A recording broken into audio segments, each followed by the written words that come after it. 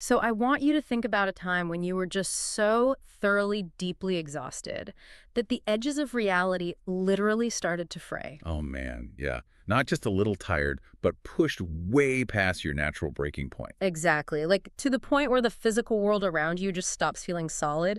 Your peripheral vision blurs, sounds start echoing in this really strange way. Right, because that specific level of sleep deprivation forces a a fundamental vulnerability. Hmm. The brain basically stops processing external stimuli accurately. It just gives up. Yeah, it imposes internal signals instead. So all your fears, your anxieties, your unresolved trauma, it just projects that onto the outside world. The barrier between real and imagined completely dissolves. Now, I want you to imagine experiencing that exact level of mind-bending exhaustion, but you're not safely sitting at a desk or, dozing on your couch. Oh no, definitely not. Right, you are an intern in this massive government hospital in Delhi. You're standing under these harsh, buzzing fluorescent lights, and you are entirely responsible for human lives. Which is just a terrifying amount of pressure. It really is. And that is the reality for Dr. Aisha Mehra in the chilling psychological horror narrative we're exploring in today's deep dive. It's titled Wardy, the Waiting Room. Such a good title. So good. And our mission today isn't just to walk through a ghost story. We want to explore how this narrative uses that overworked hospital environment to dissect medical burnout, the terror of predetermined fate, and really the illusion of control. Yeah, the setting does so much of the heavy lifting here. I mean, hospitals are inherently liminal spaces, right? Oh, absolutely. They're thresholds. Exactly. There are places where life and death constantly intersect. You've got a maternity ward bringing people into the world just like floors away from an ICU where people are leaving it. It's all happening at once. Right. Yeah. So because a hospital is designed to manage those ultimate transitions, it's just the perfect crucible for a story about reality breaking down. Okay, let's unpack this. The narrative establishes this grueling, soul-crushing baseline before any of the actual horror elements even show up. Yeah, the text lays out Aisha's breakdown with just clinical precision. It really does. She's been awake for almost 30 hours. In that single shift, she's handled 3 emergency surgeries, a massive highway accident, 2 cardiac arrests, and tragically, 1 dead child. Just an unimaginable toll. And by the time the clock hits 2:46 a.m., the physical toll is total. She's wandering near this old surgical block, just trying to find a coffee machine. And that specific time, 2:46 a.m., that's basically the modern medical witching hour. Oh, really? Why is that? Well, it's the deepest trough of the night. Circadian rhythms are at their absolute lowest point, body temperatures drop, and your cognitive function is severely impaired. Wow. So she is biologically at her worst. Exactly. And the text notes the hospital feels unnaturally still. Not peaceful, but just drained. The building itself is mirroring the staff's exhaustion. Rain hammering against the windows, and she's completely isolated. And in that isolation, she notices an elevator at the end of the hallway. Which is definitely out of place. Very out of place. It's this old-fashioned car with heavy metal gate doors, and there's this faded sign reading Ward E. Even though the hospital only goes from Ward A to Ward D. Right. Ward E does not exist. But there the elevator is, doors open, waiting. There's this dim yellow light inside, and she can hear faint, distorted classical piano music coming from deep below. So creepy. And there's just one rusted switch inside labeled lower wing. She touches it, and the door's shut. And her descent completely defies physical architecture. She goes far deeper than any hospital foundation should actually allow. Yeah, the sensory details during this drop are intense. The flickering lights, her warping reflection in the metal walls, it all signals a major transition. And then there's that brilliant, terrifying moment where she thinks she sees another reflection standing right behind her, a tall, completely motionless patient. Okay, so this moment forces a critical question about the mechanics of what she's experiencing, right? I mean, we have to consider the biological reality here. We do, yeah. Like, is it possible Aisha's mind is simply protecting her by creating a surreal escape from the trauma she just witnessed? She just lost a patient, a child. Right. Her brain might literally be fracturing to cope. Exactly. It's like highway hypnosis, but applied to extreme medical trauma. Her mind just checks out and starts generating its own stimuli. Well, the neurology behind that theory is fascinating, and it's actually deeply grounded in reality. When you're awake for 30 hours under high stress, your brain's sleep-wake switch can literally get stuck in the middle. Wait, really? Like, physically stuck? Yeah, we experience it as microsleeps. Normally during REM sleep, your brain chemically paralyzes your body. It's a state called rematonia, so you don't physically act out your dreams. Okay, that makes sense. But under extreme sleep deprivation, that barrier fails. So your eyes are open, you're walking and interacting, but your visual cortex starts rendering dream data right over your waking eyesight. Oh, wow. So it's forcefully intruding into reality. Exactly. The brain forces REM imagery into waking life to make you rest. Scientifically, that tall, motionless patient in the elevator is just a textbook waking hallucination. That is wild. So if extreme sleep deprivation dissolves that boundary between waking and dreaming, then her descent into the lower wing isn't necessarily a physical journey at all. No, it functions more like a metaphorical descent into her own medical guilt. And her subconscious dread. And the environment at the bottom reflects that perfectly. She steps out into this freezing corridor with peeling walls and a sign that says Extended Care Unit. And the first thing she notices is the smell. Right, yes. Harsh, clean chemicals desperately trying to cover up another odor right beneath them. The smell of institutional cover-up. It doesn't smell like a morgue, it smells like administration. Oh, that's such a good way to put it.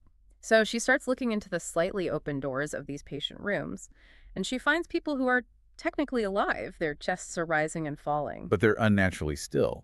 Unnaturally still. Eyes wide open, staring at the ceiling, unblinking, hooked up to these bizarre machines. And then she finds a patient named Rahul Sen with a tag on the bed frame. And the tag says, date of death, 18 October 2027. A date over a year in the future. And Rahul Sen's eyes dart toward her and he whispers, "You shouldn't be here yet." But his heart monitor doesn't spike at all. It just remains perfectly, mechanically rhythmic. Exactly. So she sprints down the hall, checking other rooms. Elderly people, children, people with critical injuries but no visible wounds. They all have future dates of death, months or years away. Everyone already has their schedule. And then she encounters this nurse adjusting an IV. The nurse has this gray, wax-like face, moves with perfectly smooth mechanical precision, and gives Aisha this polite smile. And she says, you arrived early. Right, and when Aisha asks what this place is, the nurse just says, preparation. Okay, here's where it gets really interesting. This completely inverts the purpose of a hospital. Oh, cool. Hospitals are meant to delay death, but Ward E is scheduling it. Does this imply that free will is just an illusion in the medical field? The doctors are just fighting a script that's already been written? Yeah, that's exactly where the narrative shifts from psychological horror into this profound critique of medical philosophy. It tackles the illusion of free will by weaponizing that clinical sterility. It's terrifying. It is. Think about the foundational belief of modern medicine, going all the way back to the Hippocratic Oath. The oath centers the physician's agency. Doctors carry this immense burden because they believe their skills and split-second decisions are the definitive factors between life and death. They see themselves as the ultimate barrier. Right. But Wardy strips the profession of its agency entirely. If the dates are already printed on tags months in advance, then all that chaos Aisha went through upstairs was pointless. The CPR, the surgeries, all of it. All of it. It was just an organized waiting room, functioning exactly on schedule. The horror here isn't a demon with a scalpel, it's a gray-faced administrator with a spreadsheet. Wow, yeah. A deterministic mortality, where a doctor's heroic fight is really just an employee unknowingly following a pre-written script. Which is the ultimate nightmare for a physician. It completely negates the purpose of her suffering and her late nights. And that realization logically leads to this deeply personal terror for Aisha, because if she is wandering through an administrative wing where everyone's fate is scheduled, she has to wonder what they have scheduled for her. Obviously, you'd immediately look for yourself. Exactly. So she walks past the murmuring patients and stops outside room 27. There's an empty bed, fresh white sheets, an active heart monitor steadily beeping for a patient who isn't there yet. And hanging from the bed frame is a tag with her name, Dr. Aisha Mehra. Date of death, 14 November 2026, which, since today's deep dive is May 8th, 2026, Aisha's date is roughly 6 months away. The specificity of that date is what locks the terror in. It's no longer an abstract fear of dying someday. It introduces a literal ticking clock to her existence. And as she's staring at her own death tag, shaking violently, a voice behind her says, "You difficult to schedule." Such an eerie line. It's so unsettling. She turns around and finds an elderly doctor in a stained uniform that's decades out of date. Faded ID card. It's Dr. Vikram Sethi. And she knows that name. She does. She knows Dr. Vikram Sethi died in a hospital fire 20 years ago. This completely paralyzes her. And Sethi's demeanor is just perfectly calm through all this. He folds his hands and politely informs her she wasn't supposed to see this section yet. Aisha tries to insist the place isn't real, but he just counters calmly, like every hospital has one eventually. He really acts as a philosophical guide to this underworld. He's not attacking her, he's just explaining the administration of it all. And then Sethi delivers the core thesis of the story. The patients around them are crying and whispering, begging not to die. Aisha demands to know what this place is. And Sethi calls it the waiting room. Right. He says, you doctors think death happens suddenly, but it begins much earlier. It reminds me of structural damage in a building. Oh, that's a great analogy. It's like when a building collapses, it looks like a sudden catastrophic event that happened in seconds. But the truth is, the microfractures in the foundation started forming years, maybe decades before. The building was falling the entire time. Exactly. The visible collapse was just the final symptom.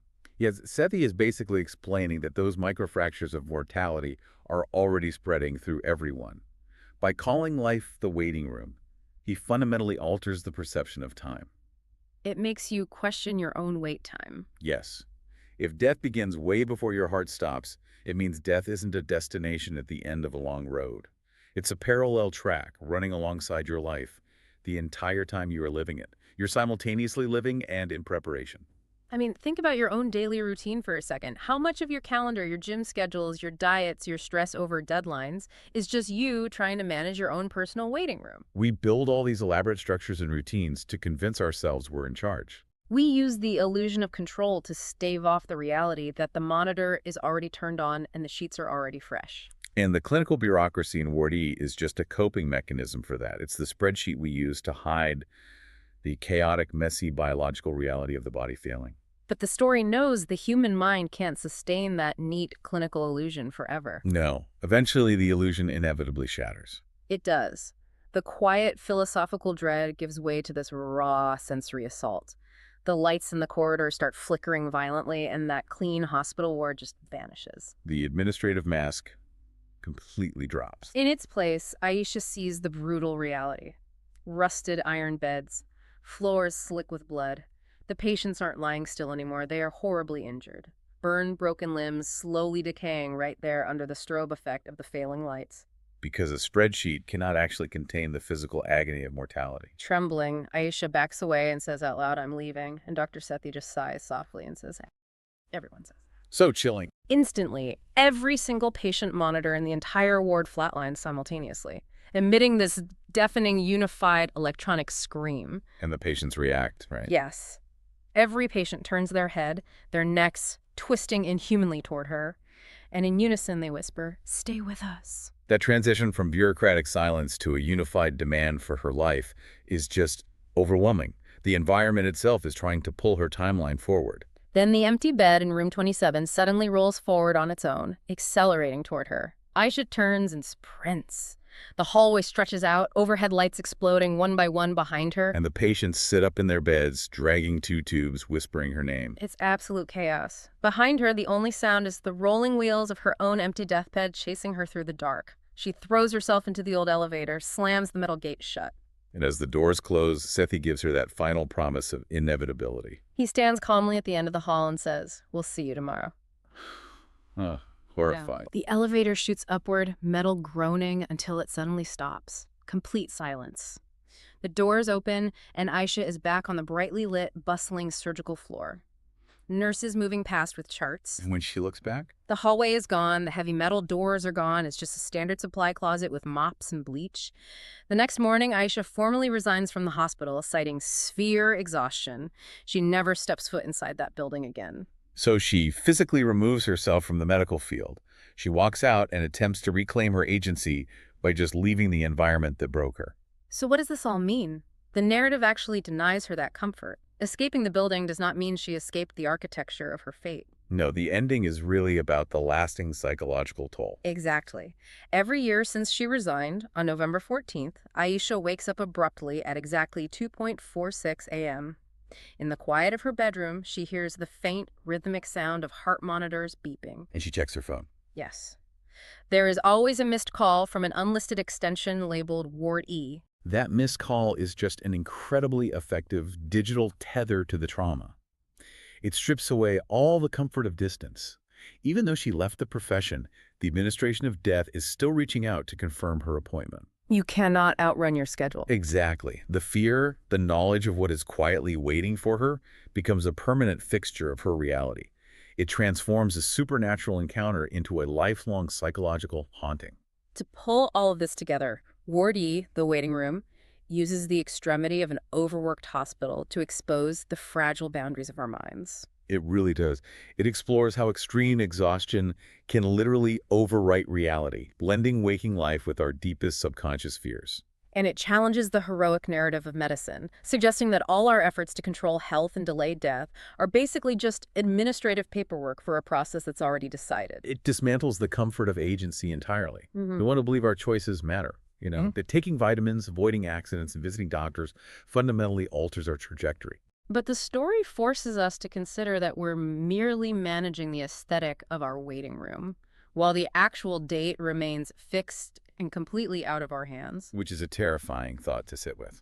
It really is. Which leaves us with a final, lingering thought for you to carry with you as you go about organizing your week.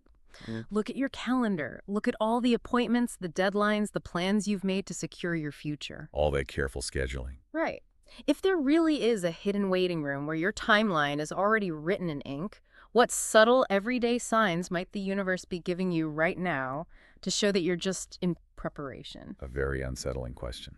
And more importantly, if you ever found yourself standing in that freezing hallway, looking at an empty bed with fresh sheets, are you absolutely sure you'd even want to read the